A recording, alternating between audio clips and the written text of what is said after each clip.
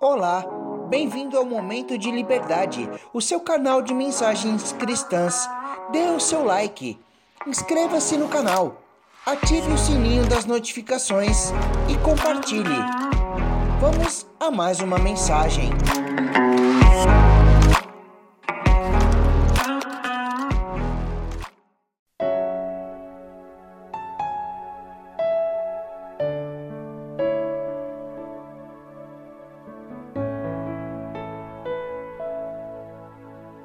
Momento de Liberdade, uma nova identidade. Tito 1, de 1 a 3, está escrito: Paulo, servo de Deus e apóstolo de Jesus Cristo, segundo a fé dos eleitos de Deus e o pleno conhecimento da verdade, que é segundo a piedade, na esperança da vida eterna, a qual Deus, que não pode mentir, prometeu antes dos tempos eternos, e em tempos próprios manifestou a sua palavra, pela pregação que me foi confiada, segundo o mandamento de Deus, nosso Salvador. Na franquia cinematográfica Jason Bourne, um rapaz é retirado do mar por um barco pesqueiro, semi-afogado, quase morto e perfurado por 2 balas nas costas. Ao retomar os sentidos, nem ele próprio sabe mais quem é, pois perdeu completamente a memória. A única pista que ele tem é o número de uma conta num banco na Suíça, encravada sob sua pele numa cápsula metálica com um laser. É exatamente a partir daí que ele inicia uma busca alucinante para descobrir a sua verdadeira identidade, na qual ele passará por perseguições implacáveis, cheias de adrenalina, em uma trama de espionagem e muito mistério. Habilidoso e dotado de um bom preparo, ele se mostra uma máquina muito eficaz para matar, uma vez que isto se torna necessário para sua sobrevivência. O agente secreto Jason Bourne passa por crises de consciência que o deixam perturbado.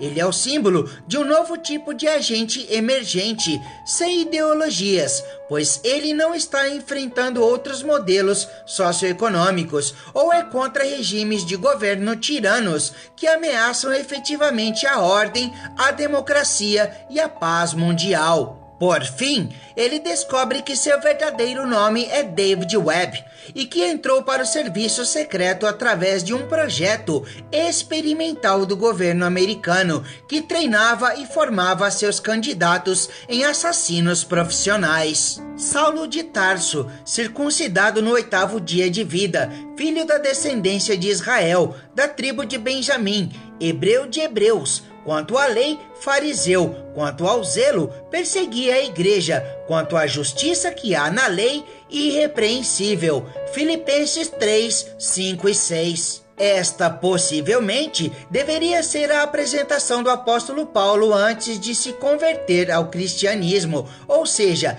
esta deveria ser a sua identidade. Um encontro com Jesus Cristo ressurreto pôs um fim nessa identidade e deu a ele uma nova após o seu batismo. O nome Paulo tem origem no latim Paulus, a partir de Paulo, que quer dizer pequeno ou baixo. Surgiu através de um apelido romano, quando não haviam sobrenomes e as características físicas eram utilizadas para nomear as pessoas, tal como Kleber e Bruno. Servo de Deus e apóstolo de Jesus Cristo. Era assim que Paulo preferia ser conhecido, diferentemente do agente secreto que havia ficado desmemoriado. Paulo se lembrava bem de quem havia sido, mas portador de uma grande convicção de que deveria passar pela transformação cristã. Ele desejava conhecer mais e mais a cada dia como Cristo o conhecia. Paulo agora, assim como Jason Bourne, era perseguido por ter se convertido. Para os de seu povo, ele havia se tornado um traidor. Bourne era um perito em matar. Paulo antes consentia na morte dos cristãos, mas após a sua conversão se tornou apóstolo e um dos maiores colaboradores com o semear do evangelho no primeiro século.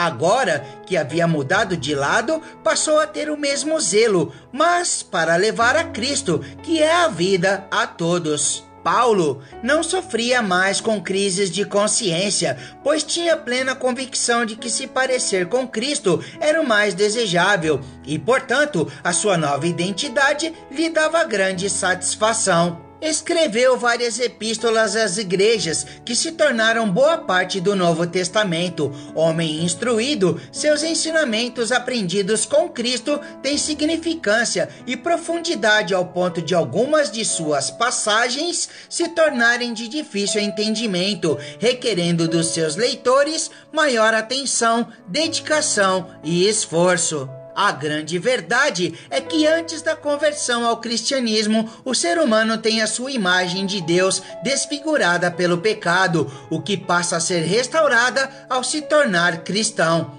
Termo grego que foi usado pela primeira vez em Antioquia para identificar aqueles que se tornavam discípulos do Senhor Jesus Cristo.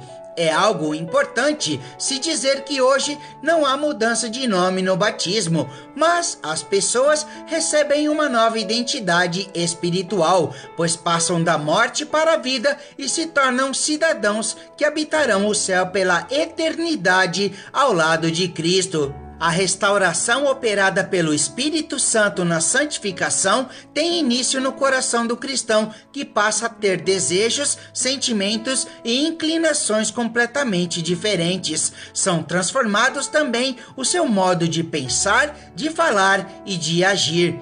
Deste modo, a conversão, que é algo invisível aos olhos humanos, passa a ser visível no dia a dia devido à grande mudança apresentada no padrão de vida. O cristão não deve ter o objetivo em sua vida ser um agente secreto. Pelo contrário, ele deverá dar bom exemplo de Cristo e assim ser conhecido de todos. O grande intuito é servir como instrumento do Senhor na vida daqueles que ainda não se converteram.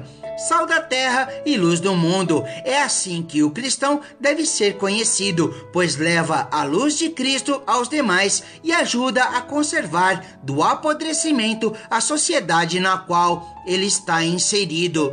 Convido você a fazer esta oração. Senhor Deus, santificado seja o teu nome. Declaro crer que em Cristo Jesus recebo uma nova identidade, pois passo a ser conhecido como pertencente ao Senhor. Restaura-me, purifica-me e santifica-me a cada dia, me transformando mais parecido com Cristo na minha caminhada. Guarda-me de tudo que possa me afastar de ti. Fortaleça-me para que eu seja verdadeiramente sal da terra e luz do mundo. Agradeço-te por ouvir e atender a minha oração, segundo a tua vontade, pois eu a faço no nome precioso do Senhor Jesus Cristo. Amém.